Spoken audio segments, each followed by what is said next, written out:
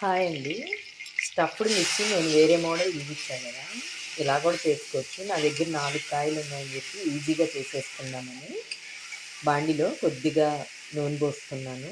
ఒక 2 స్పూన్లు. On onion ఒక ఉల్లిపాయ తీసుకొని మిక్సీ వేసేసుకున్నాను. కొంచెం కచ్చా పచ్చాగా. అది ఈ నూనెలో వేయించేస్తున్నానండి. బాగా వేగాక శనగపొడిని చల్లుకొని కలుపుకుందాము. చూపిస్తాను. ఇదిగోండి ఉల్లిపాయ బాగా మగ్గిపోయింది కదా! మూత పెట్టేసి మగ్గిచ్చేసాను. ఇప్పుడు మనం ఇందులో శనగపొడి వేసుకున్నాము. ఇదిగోండి శనగపొడి వేసేస్తున్నాను.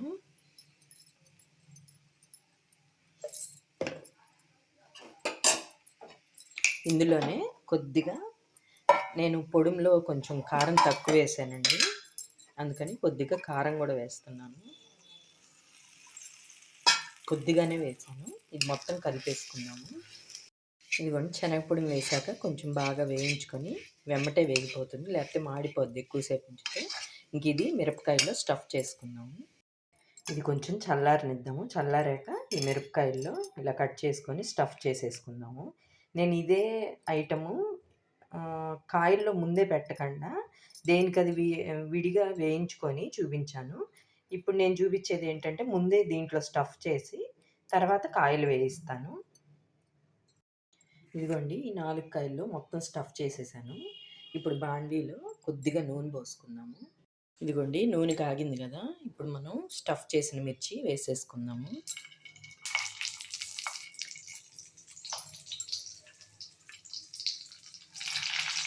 నేను ఇందాక ఆనియన్ పేస్ట్‌లో ఉప్పు వేయలేదు కదండీ! నేను ఇప్పుడు కొద్దిగా మిరపకాయలకు కూడా పట్టుద్దని ఇక్కడ వేస్తున్నాను ఉప్పు.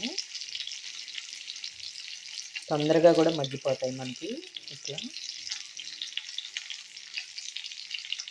ఇప్పుడు మూత పెట్టేసుకుందాము. సన్న మంట మీద మగ్గనివ్వాలి.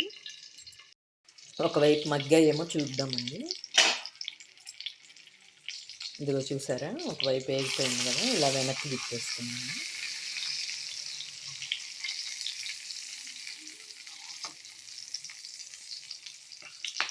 అన్నీ వెనక్కి తిప్పేసుకొని రెండో పక్క కూడా మగ్గనిద్దాము.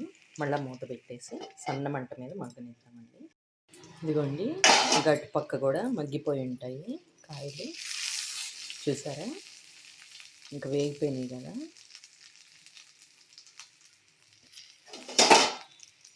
దేనికది స్టఫ్ చేసుకున్నా బాగుంటాయి. ముందే స్టఫ్ చేసి ఇలా వేయించుకున్నా చాలా టేస్టీగా ఉంటాయండి. బౌల్లోకి తీసేసుకుందాము. తీసాక చూపిస్తాను. ఇదిగోండి యమ్మీ యమ్మీ స్టఫ్డ్ మిర్చి రెడీ అయిపోయింది. నెయ్యి అన్నంలోకి పెట్టుకొని తింటే చాలా బాగుంటుంది. నా వీడియో నచ్చితే లైక్ చేయండి, షేర్ చేయండి, కామెంట్ చేయండి. బాయ్.